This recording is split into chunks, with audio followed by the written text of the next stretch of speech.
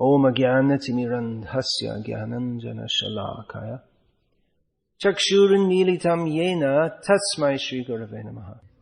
Srimad Bhagavatam, Canto 3, Chapter 14, Text 50, translation and commentary by His Divine Grace Srila A.C. Bhaktivedanta Swami Prabhupada, founder Acharya of ISKCON. The previous few verses have described the qualities of Prahlad Maharaj, and this verse describes how he gets all those qualities. By his intense Krishna consciousness, he naturally becomes full of all good qualities. In many places in the Vaishnava literatures, there are descriptions of the wonderful qualities of devotees. In the Bhagavatam, in Chaitanya Charitamrita, several places in Chaitanya Charitamrita, the qualities of different devotees are described. And in the Chaitanya Charitamrita also, Chaitanya Mahaprabhu has listed 26 qualities of devotees. Now this doesn't mean that every devotee is all the same. Some devotees manifest some qualities more than others. And Krishna is pleased with the different qualities of his devotees.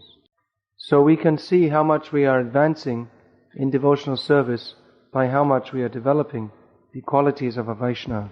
Of course, as Prabhupada describes in the Nectar of Devotion, a devotee doesn't have to try separately to develop all good qualities.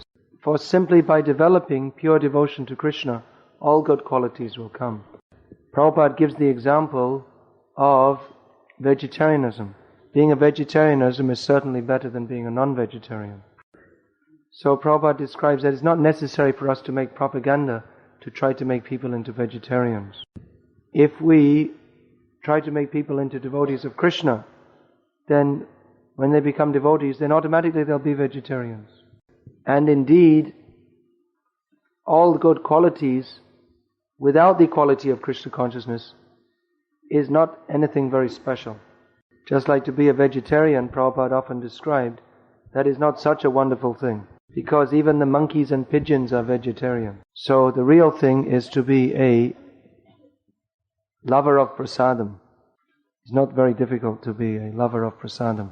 There are many people who have become attached to Krishna in the form of prasadam. Prabhupada one time he was laughing and saying that, I caught you all by prasadam. There are many, many prasad leelas. There used to be one magazine published by our society. There used to be one section, Confessions of a Prasadam Addict. Once someone used to write the column, Confessions of a Prasadam Addict. How he used to get up in the middle of the night and steal the Mahaprasad. Anyway, we're not recommending that you do that. We're talking about the good qualities of the devotees. So these qualities, they are the decoration of a devotee. Sadhava sadhu bhushanam. Kapila Dev says, the qualities of a devotee, they are the decoration of a devotee. And we see that all devotees, as they go on advancing, they develop more and more wonderful qualities. And these wonderful qualities, people can notice that devotees are different because of their qualities. Of course, they know that we're different just by our appearance. But when people come to know us more, they know that it's not only the dress which is changed, but that we are different people. Prabhupada used to describe how people would come to him and ask, are these followers of yours, are they really Americans? Because they seem to be from a different planet. We never saw people like this before.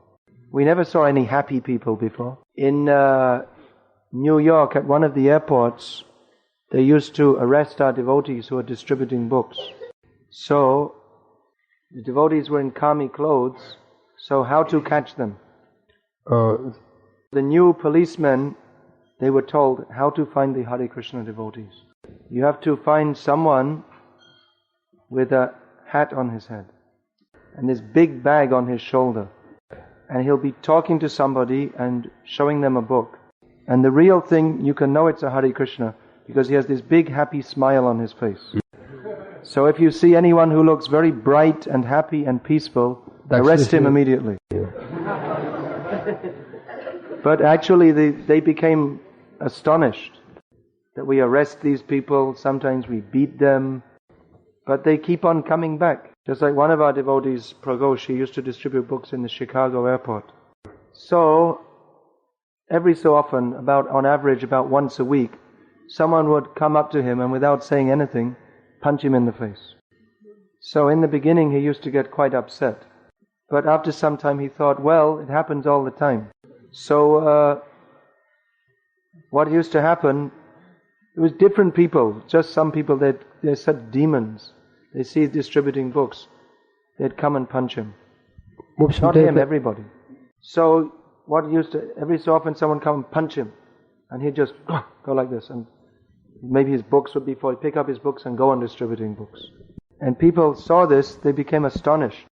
Then they'd buy more books, because they would wonder, what is it that makes these people go on? Same thing, our devotees in the early days in London, they didn't have any books. They were only doing Harinam Sankirtan every day. They'd go out for 8 hours every day. And in the cold and rain, maybe not as cold as Moscow, but cold enough. So people could understand these people are very dedicated. That time they had no money. They used to go to the vegetable market and take the old rotten vegetables and cook them. So people are impressed by this dedication. They can understand that there's something more to these people than just some sentiment. And actually, even though people may in the beginning criticize, they come to respect us. There was in that film, Your Ever Well Wisher, we see that one scholar, I think it was Thomas Hopkins. So he met the devotees in New York in the very early days of ISKCON. So he was a scholar of Indian culture. So he heard there was some American Krishna society, and he wanted to go and find out more about it. So when he met the devotees, he found they were very enthusiastic, very determined, very committed. But in those days, it was just, the devotees, they didn't know much about Krishna consciousness. So this man was a scholar. He had a lot of theoretical knowledge about Krishna consciousness. So he couldn't understand how all these devotees were so committed to Vaishnavism when they didn't seem to know hardly anything about it. But then he described, when I met Srila Prabhupada, then I could understand. Srila Prabhupada is a vastly learned scholar, and he's not only a scholar but a very profound devotee. So this scholar could understand that Prabhupada had given the essence of bhakti to all these devotees. So even in the beginning, the devotees philosophically they didn't understand so much, but because of the tremendous transcendental qualities of Prabhupada, they were convinced about Krishna consciousness. And even today, to all the devotees, practically more important to them than the philosophy of Krishna consciousness even, is the personality of Srila Prabhupada and his qualities, which convince us that Krishna consciousness is reality. Prabhupada was very much loving and considerate, and because of that, he was able to gather so many people to come to him. People had faith in Prabhupada because they knew he loved them. There are so many examples of how Prabhupada was so much considerate. It's like once one of my godbrothers told me that he was doing night duty guarding Prabhupada's room. This is at Hyderabad farm, where Prabhupada was living in a very simple cottage. So this devotee was staying awake at night and chanting his rounds. But his rounds were pretty spaced out. So Prabhupada was inside translating his books. But Prabhupada came out and Prabhupada sat down with that devotee, just sat on the step, and he spoke to him very kindly about the importance of chanting your rounds nicely. Prabhupada started chanting japa with him to encourage him to chant properly. So here was Prabhupada. He's the Acharya of the Worldwide Society for Krishna Consciousness, and he's engaged in the most important work of translating his books.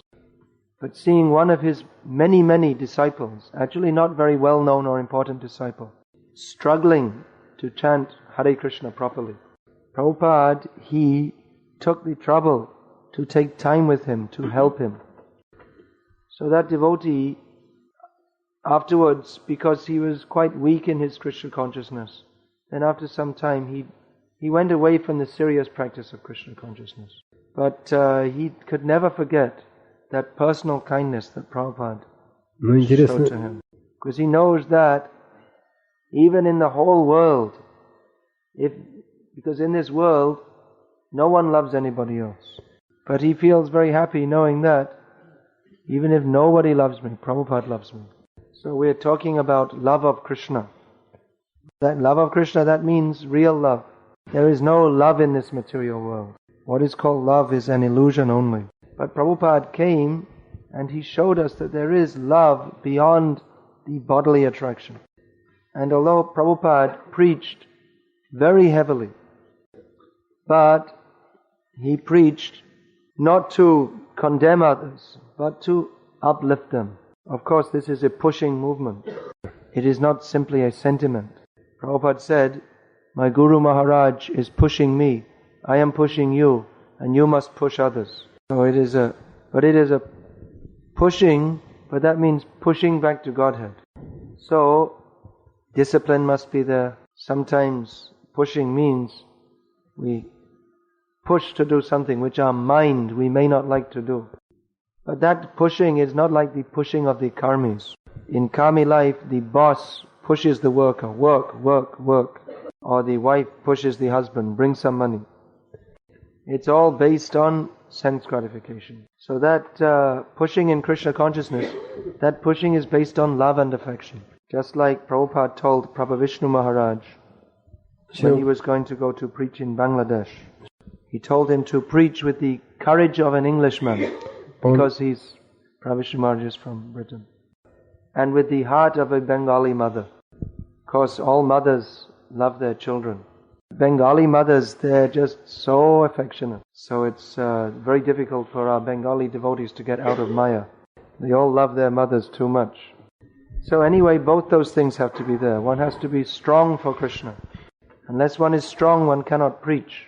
Unless one is strong, he cannot resist the attack of Maya. One has to be strong, one has to be disciplined. At the same time, the heart has to be soft. Because, you see, just like yogis or jnanis, they're also very strict and disciplined and strong. But because they don't develop love for Krishna, their heart simply becomes hard. So a devotee is strong, at the same time very soft. Just like Prabhupada would preach so strongly against all kinds of nonsense. But when he saw people coming among the old thrown out dirty plates looking for some remnants of prasadam, then the tears came from Prabhupada's eyes. So a devotee should be neither so much hard that people are afraid of him, nor so much soft that he's simply a foolish sentimentalist. He should be hard as a thunderbolt, soft as a rose. Krishna also recommends in Bhagavad-gita like that. Adveshta sarva bhutanam maitra karana evacha. One should not be envious of any living creature. He should be a well-wisher and merciful to all. So in our Krishna conscious movement, this is not simply theoretical. Just like in Christianity they say, peace on earth and goodwill to all men. But they have no practical method to be peaceful or to have goodwill to all men. But devotees, they practically practice goodwill to all men by distributing Srila Prabhupada's books, by chanting the holy names, by distributing prasadam. This is real goodwill to all men. And by engaging in these activities and simultaneously going on with one's sadhana, one advances in Krishna consciousness. He develops all good qualities. Just like when we're distributing books, if we simply do it like a machine, we can't do for many days. When we're distributing books, if we just distribute, I have to distribute so many books today, without any higher thought, then we can't do it for many days. But if we meditate on the philosophy of Krishna consciousness as we're distributing, then we gain the strength to go on and on. If we consider that these people who we are approaching, they are eternal servants of Krishna. They may appear to be karmis, nasty people or whatever, but actually they're all eternal servants of Krishna. But they've forgotten that by the mercy of Guru and Krishna, I have the chance to be Krishna conscious. Let me give these books to others so that they may also get the opportunity. This is their chance. If they don't take to Krishna consciousness now, before they leave this human body, then they will have to go down, down, down very badly. So like this, there are so many nice Sankirtan meditations. And in every sphere of Krishna consciousness, deity worship, cleaning the floor, managing the temple, if we continue what we are doing while remembering why we are doing it, then gradually we will advance in Krishna consciousness and naturally we will develop all good qualities. Just like, for instance, sometimes a new book distributor, he's very enthusiastic, but he doesn't have deep, mature realization of why he's doing what he's doing. And in his immature enthusiasm, he may harass people or act in a way that is not proper for a devotee. But if he goes on distributing books and prays to Guru and Krishna for the intelligence to do his service properly, then gradually he will get all intelligence and deep realization. He will develop all the qualities of a Vaishnava. So these qualities of a devotee, they are not something theoretical or sentimental, but they can actually be seen in the persons of advanced devotees. So let us make this our goal of life, to become advanced devotees and to spread Krishna consciousness to others. In one purport in Sri Chaitanya Charitamrita, Prabhupada writes that a pure devotee, he can deliver others. So Prabhupada writes, we therefore request all the members of the International Society for Krishna Consciousness to become pure devotees, so that they can deliver others. So let us try for that. Let us read Prabhupada's books regularly and read the descriptions of the great pure devotees, their wonderful qualities, just like Prahlad Maharaj, Ambarish Maharaj, Shivananda Sain, Rai Ramananda. So many great devotees are described. And we can take inspiration from their qualities. We can learn how to behave in Krishna consciousness by learning of the behavior of the pure devotees. In this way, our behavior will be pleasing to all, pleasing to Guru and Krishna, and pleasing to everybody. In this way, we will experience more and more the ecstasy of Krishna consciousness, and others will notice that, and they will also want to get that. So let this be the motto of our lives. Prabhupada once said that if you have any ambition, actually, devotee shouldn't have any ambition. That means he shouldn't have any material ambition. Prabhupada said that if you have any ambition, you should desire to become a pure devotee of Krishna. Hare Krishna. Any question?